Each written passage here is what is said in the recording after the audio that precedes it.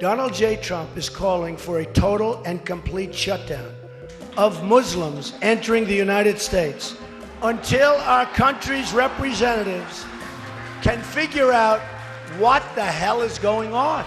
People think every Muslim is ISIS. That's a big problem. It's a big problem. Not only are what they are saying about Muslims wrong and shameful, it's dangerous.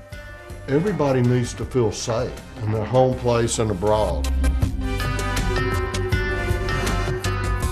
Any official that is responsible for bringing people in that they do not know if they are radical Islamic terrorists will bear responsibility for the consequences of their action. The political realm in which we live right now is poisoned. It's deeply toxic.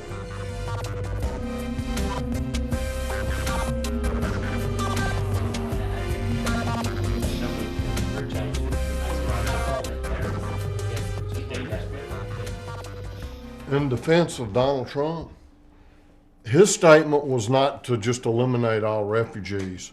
He wants to put a halt to figure out what's going on. That's basically his words. But his doesn't, Steve, I don't think he really wants to stop people like these folks. But he wants to, for now, put a temporary ban on all Muslims. So that is anyone who's of the Muslim faith. That is very extreme and discriminating. That's extreme, but then there's the radical Muslim that infiltrates, which could be a problem.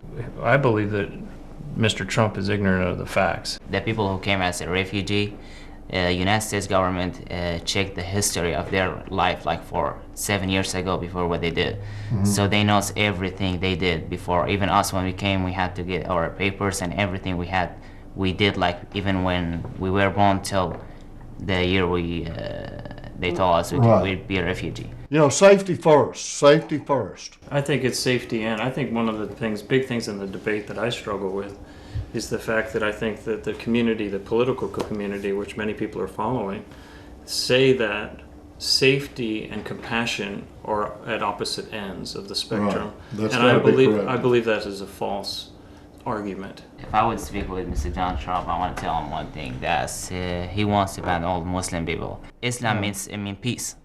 Our religion means peace. So our Quran doesn't have anything about killing people or killing anyone or being a terrorist.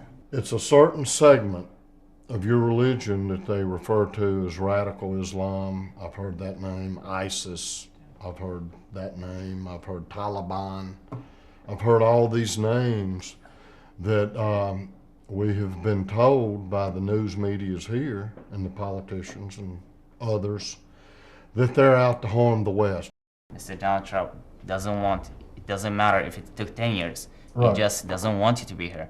The fear is if it's happening there and these people that are chopping heads off over there could happen here, and it's got to be protected before heads start getting chopped off here. Statements made on a political framework to a large, broad population need to be weighed very, very, very carefully because they have an impact for a long, long time. What he has said and what Donald Trump has said and other politicians are saying will never go away. Once those words are released around the world, they have an impact on the soul of every person that hears them. And I would say the man was a fool. I'm not worried because there's always a solution for that. And I know by communicating with the American people, I see what they're feeling about me. So there's always a solution. Yeah. That to be Good be word, remembered. Good word. There's always a solution. Yeah, it's a good word. Always. Yeah, thank you.